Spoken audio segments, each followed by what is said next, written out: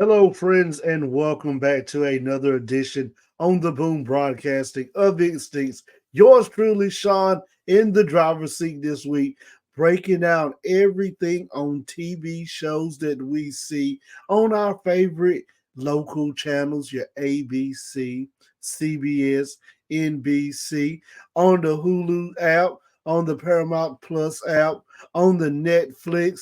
So many stuff we watch, so many apps, but we're right here talking about it on Instincts. We want to thank you. That's right, you for tuning in to Instincts this week. And we want to let people know that this week it's going to be a big brother from Instincts. Of course, Agatha did come on Wednesday night. Chicago came on Wednesday night. We're going to probably double back maybe on Saturday or Sunday before you start your football action. Then we'll go ahead and maybe do something for Agatha, Tulsa King, and do something for Chicago. Maybe this, or if not, maybe next week we'll do Chicago and Agatha, catch up on that. Then the following week, now the Big Brother has ended. We'll be doing From and Toast King. So we're going to play around with it. Last week we did pretty good. The Big Brother show got a lot of views. The one Chicago Agatha show that we dropped on a special edition on Saturday did very well. So we may try that. So without further ado, let's get into it right here on It Stinks. Quiet on the set. Can we please have quiet on the set?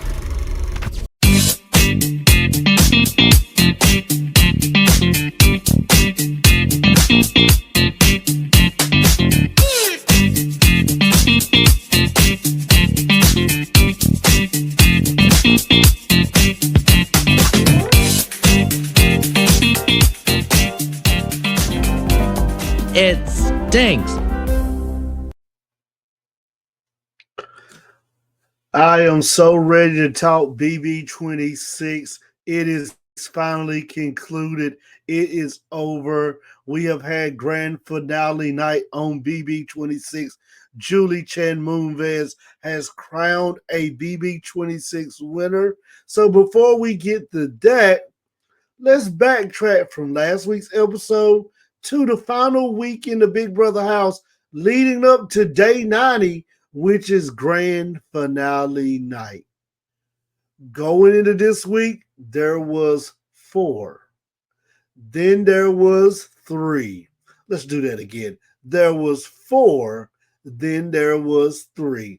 If you tuned into It Stinks last week, I told you what the best move for anybody's game in the house would be.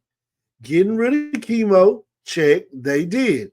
Keeping Rabina, check, they did. Getting rid of Rabina at the next competition, check, they did. Now going into final 3 with Cam, Mackenzie, and Chelsea. Of course, Chelsea won to me, the most important HOH is the one before the grand finale, the last one. And the reason I say that is because if you win that HOH, yes, you don't give yourself safety, but you can play in the next HOH game. So you have some safety right there. But when you win that one, you make the decision of who will be the final 4, who will be the final 3. You make that decision. Chelsea made that decision. Rabina got voted out. Cam, Mackenzie, and Chelsea, who said it was going to be those 3. And I really thought they were going to flip it, and I thought Mackenzie would take Rabina instead of Cam, but she watched it stink. I don't know how she did it. In the BB house, you have no access to social media, not unless you're the HOH, or you have no access to the internet, none of that stuff. So I don't know how she did it. Don't know how she tuned in, but she tuned in, and guess what? She took your boy's advice. Got rid of the person who would have won the game. Rabina took Cam, Chelsea, and Mackenzie to the final 3. Now, final 2, Chelsea gets to play in the HOH. She does not win. Mackenzie wins, votes out Cam. Chelsea has to vote out Cam, and Cam knew that he had ran his course. If you watch the live streams, he pretty much did his farewell speech, knowing that his time was up on BB26. Chelsea and McKenzie go to final two. Really knew then that Chelsea was going to win. If you're McKenzie, voting out, having them vote out Cam to take Chelsea, she should have took Cam. I would have sent Chelsea packing and took Cam. She's now $750,000 in the hole because she didn't win because of that decision to take Chelsea instead of Cam. I think if she would have took Cam with her to final two, McKenzie would have been coming out the winner. But she took Chelsea. Chelsea did win BB26 by a unanimous vote in the jury house. And when it was her and Chelsea sitting on the couch, so I looked at everybody. I said, Chelsea's winning. You can see it. It's there. Everybody in the house is going to vote for. T-Core did some heavy campaigning for her in the jury house. Quinn, big fan of Chelsea. They were buddies. You got Cam, buddies with Chelsea. Leah in there, buddies with Chelsea. Angela, I thought she would go McKenzie, but she went Chelsea.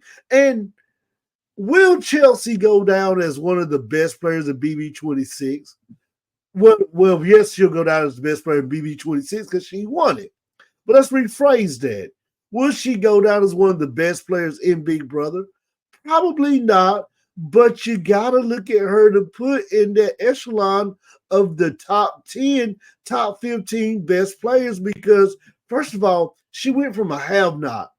She had to be a have-not. She did not win the open competition if you voted a certain way for Amsley to come into the house to be a house guest. She had the bottle speed. So for a whole week, her said had to be a have-not. To go from have-not, win a bunch of HOHs, save yourself in the AI arena, win a few vetoes, to being the one to win on grand finale night. Hey, she had a great run on Big Brother. Great run. But I think this year and the previous year, the right two people were sitting on finale night. Last year in 25, it was Jag and Matty Ice. This year it was McKenzie and Chelsea. If you go back, watch my BB picks of who I thought would be a dark horse winner. I had Chelsea and I had the police officer. I don't forgot his name. He got evicted like week 3. But those were two of my people I talked about. And McKenzie was another person I had as my top 4 that could win BB26. So I'm very proud of myself and very proud that I was able to look at the house guests and kind of weasel through which ones I thought could survive. Chelsea to me played a great game because she burned no bridges. And burning no bridges, she got rid of the right people. Now, she could have been like Jag, her and McKenzie, and could have went full Jag speech on it when Jag said the reason why every one of you people are sitting on the couch, whether you're pre-jury or in the jury house, is because me and Matt put you here. We did the work to get you here. But she didn't do that. She had a very good speech, and I think she was able to win everybody over with the speech. And once again, like I said, T. Core doing some heavy politicking and campaigning for her to win this. Chelsea goes home with $750,000. McKenzie comes in second place, goes on with I think a third of that you get from coming in second place. So, if you McKenzie, you're going to beat yourself up for a long time because of the mood you made by taking Chelsea. Now, another person won, and I'm glad the Big Brother does this because they do America's Favorite House Guest Award, where this person wins either $1,000 or $10,000. I forgot the amount. I'm glad they do that because sometimes on Big Brother, a person that you want to win just don't win. A person that we like gets evicted because either they got too much personality, they win too many comps, and the people in the house see him as a threat, he or she as a threat. This year, America's Favorite House Guest went to No other than our boy Tucker himself. Tucker earned it. He earned it. He not only did he win that, he got the vote for our American for being the chaos creator. He got that where he could kind of take over somebody's HOH and have things be said that the HOH said this, done that. So a good win for Tucker. Glad he got this. Really thought that's the only thing I thought was wrong. Thought Tucker would make it to the jury house. Of course, he didn't. He was in the pre-jury house, so he didn't have a vote. But thought he would get that far. But when you play Big Brother the way he played it, sooner or later you're gonna be out the door. But I will say this: this won't be the last you see of Tucker on BB. You make maybe BB 27, 28, maybe BB All Stars, BB Reindeer Games, something like that. You could probably see him fizzle back up onto one of those shows and win it. Kind of like I keep saying, one of the best BB players that got eliminated in BB Celebrity was Tom Green. Would love to see Tom Green show back up on a BB Celebrity edition or a BB Reindeer Game edition. I would definitely like to see that. So Chelsea wins BB 26. 90 days in the house is over. And now we are getting set to start counting down to next summer's Big Brother competition. Of course, over the fall and winter, sometimes you get the BB Celebrity. Wintertime, you get the BB Reindeer one, holiday edition. So we may get that this year. This season the BB did pretty good. Got a lot of good views. A lot of people were excited that Chelsea won, being I believe she was the first African American female to win Big Brother.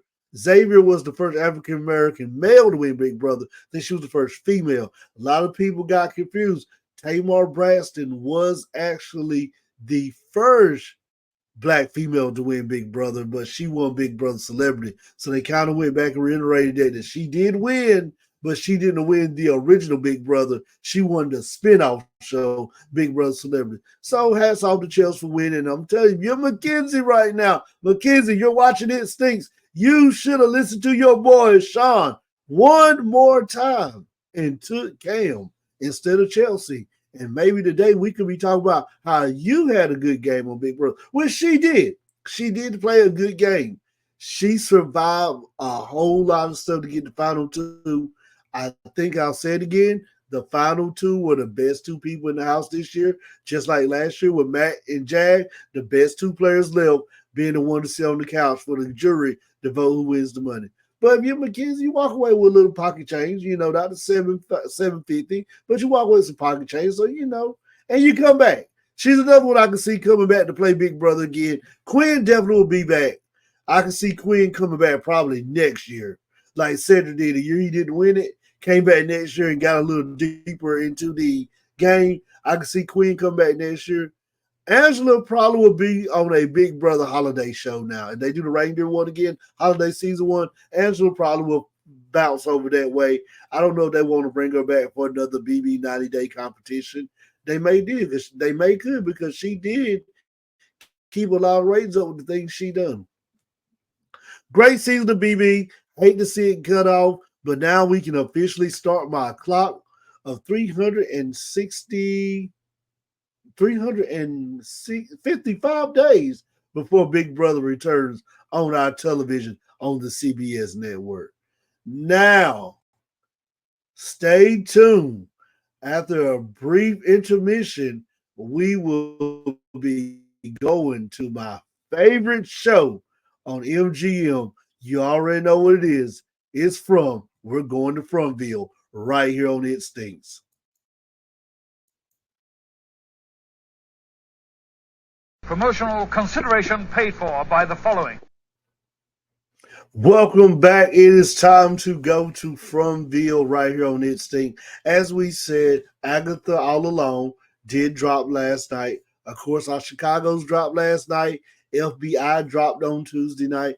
May do another double cast this week and drop those shows on a Saturday or Sunday before your football gets going. Could be doing that, so be on the lookout, or we may could cover those shows in next week's edition of Instinct. We're just going to play it by ear with so much going on. I got a road game Friday night that I got to go to. So if I get in at a good enough time, we may go ahead and try to compile some information for those shows. Better get you something on Saturday. If not, it'll be next week. But without further ado, let's go to Fromville. We left Fromville and we're right back in Fromville. That is the moral of today's topic. We left Fromville. We got out. In the famous words of the movie, get out, get out. We got out of Fromville and we are now back in Fromville. Tabitha, tell me what happened. How did this happen, Tabitha? What did you do? Where did you go? What? Who did you make upset? Did you make one of the gods upstairs upset to put this curse back on you, to curse you back to Fromville? You've done something, because that's where she's at. Of course, two great episodes of From, episode 4 and 5. Focus more on the 5 episode. Well, focus more on the 3 and 4. 5 drops on Sunday afternoon, Sunday morning. Focus more on the 4. What a great episode, and what a great way to be into that mid-season episode, then to change the whole game and blow everything up. Of course, as we said, Tabitha's out in the real world. She's with Victor's dad. She told Victor's dad about the tree she went through to get to the lighthouse to get out of this land. And what kind of stemmed Victor to want to take her to these trees was she heard bottles being rained on the tree, and to remind her those trees in Fromville where bottles are on the trees, and you can hear that. Victor dad says that my wife used to go to a tree and I'll take you to it. Of course, on the way there, Tabitha goes through a panic attack. She just goes AWOL, for a better use of words. She loses it. She flips her script. Can't believe it. And guess what? She now causes Victor's dad. She wants to jump out of the car. She causes Victor's dad to have a terrible accident. And guess where she happened to end up at? Right back at the hospital she escaped for. You can see her and Victor's dad on the ambulance. He looks like he's in a coma. You think he's dead. He's not moving. They have the neck brace around him. It just looks bad. And I'm like, oh man, are they going to kill Victor's dad off through a car accident and not give him the one happy moment we want as From watchers to reconnect with his son that he lost over 40-some years ago? Why are you going to do this? But we'll get to let you know a little bit further what happens with him in the ambulance. So you got all that going. And they told him, you're the lady that escaped from the hospital. So they keep an eye on her. Jumping over into Fromville, you have Kenny, Jay, and Katrina, who all go out searching for some answers to bring back food to the village. You know, remember, Kenny and Jim found this food, so they're going out to get food to bring to the village.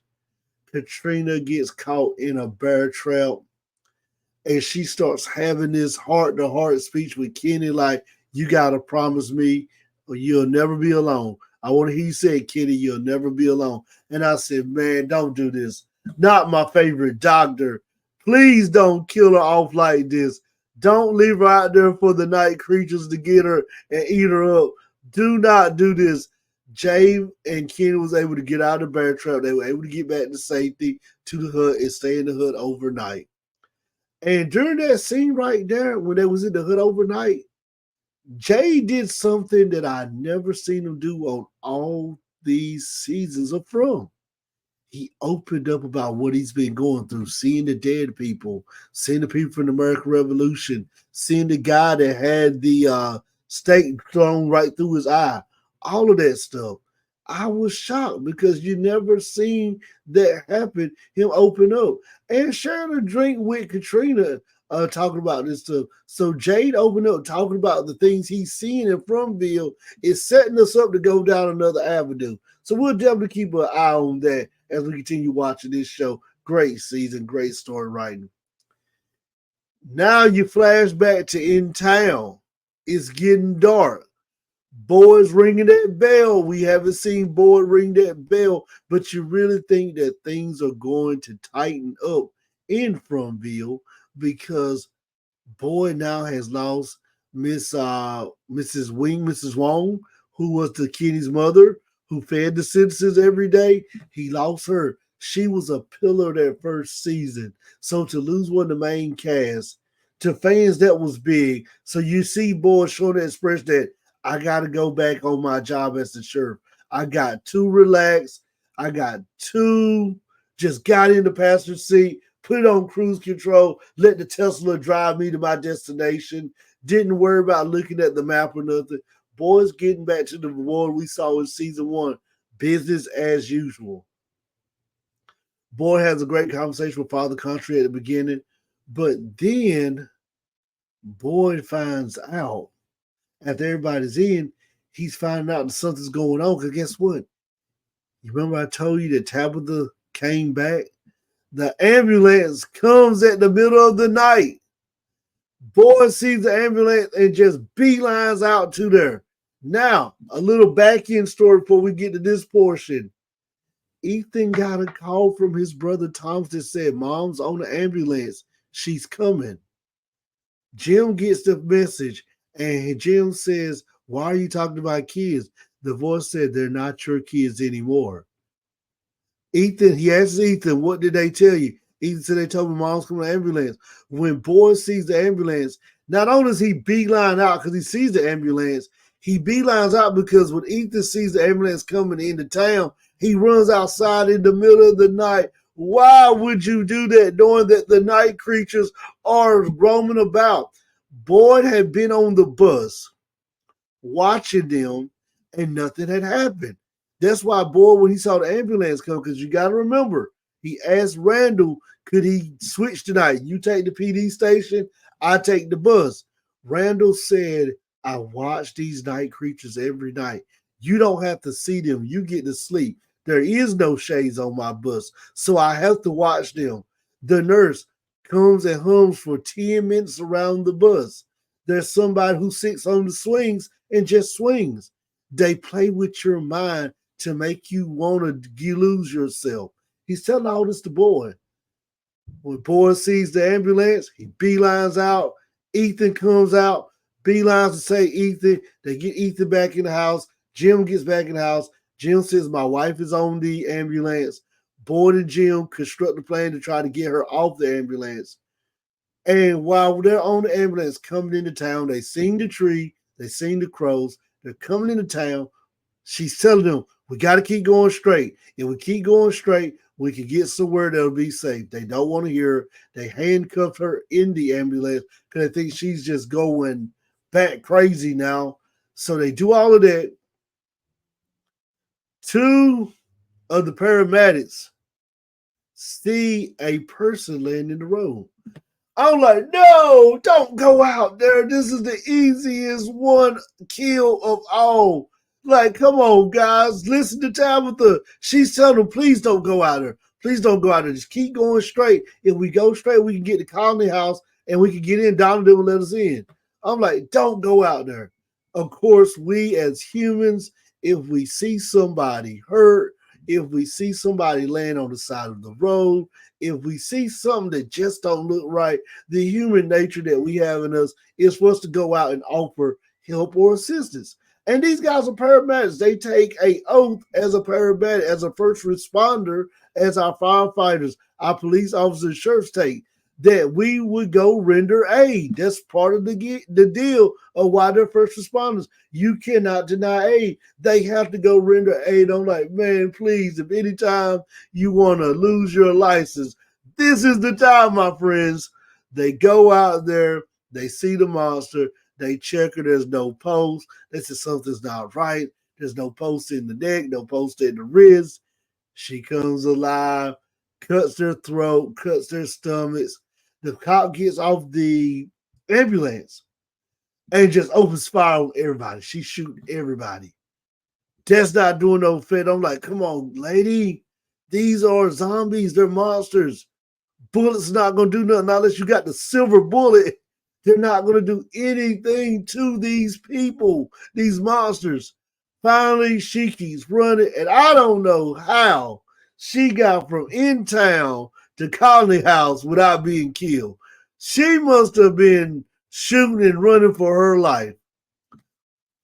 While she's doing that, Boyd now's trying to save Tabitha. They get to Randall has to go back to the bus to get the tools to be able to help break the part off where they got her handcuffed to in the ambulance. Victor dad is waking up now, so he's alive. He didn't die. He's waking up. They're trying to explain to him like within a 30-second segment of what's going on. And here comes the saddest part of the show. Boyd cannot find the key to the ambulance. And the key was left in there. While they were going through all this stuff, one of the monsters went and got the key. And the nurse tells Boyd, "You looking for this? You can't save them all, Boyd." And Boyd has to make the hardest decision that he's ever had to make on from. Randall was trapped by 3 monsters laying on the ground. He's seeing these insects flying over him. He's hallucinating. He's freaking out on the ground. The monsters surround him. She said, "We'll let you go, boy, but you got to leave us Randall. We want Randall." Boyd then has to make one of the most hardest and conscious decisions ever he's had to make in the From land. Risk having 3 die or 1 die. Of course, Boyd takes the keys, does what he does best, cuts up a storm. He's doing some great acting this season, so long with Victor. Great acting. I mean, they really are just taking their characters to the next level of what you could ask for. Drives off. Randall yells out, "Boy, don't you leave me, you blank, blank, blank." Fill in the blanks, go watch the show. And I said, "Oh, man, Randall's going to die." No, not Randall. Randall's the guy. Like, I like Randall. He's the rebel that's in the town. Every town needs that rebel guy who just says, hey, I'm going to do things my way. I'm going to grab the bull by the horns. I'm going to disobey authority, and I'm just going to do it my way. Boyd drives Tabitha, Jim, and himself to Colony House. They rush in the house. During this time, while they're rushing in the house and coming up, the police officer, who we don't have a name yet, is still opening fire on all the monsters. One of the residents in Colony House looking out the window, who's been a regular now, speaking on a lot of the past 3 episodes, gets hit by a stray bullet. So Katrina's girlfriend Tabitha has to perform a surgery because there's no exit wound for the bullet to get the bullet out of her. They get the bullet out. Boyd goes in. I mean, he goes off on her about, now you got somebody you shot. We try to tell you stuff. Tabitha goes off. They tell everybody this is Victor's dad. Tabitha and Jim go upstairs to have that long-awaited discussion that they want to have. All this goes on. Donna and Boyd have a great conversation. Then we come back, and she's now coughing up blood, and it's not good. And I'm like, oh, man, she's not going to make it. Tabitha got the bullet out, but there's more damage been done than what we expected. She's not going to make it at all.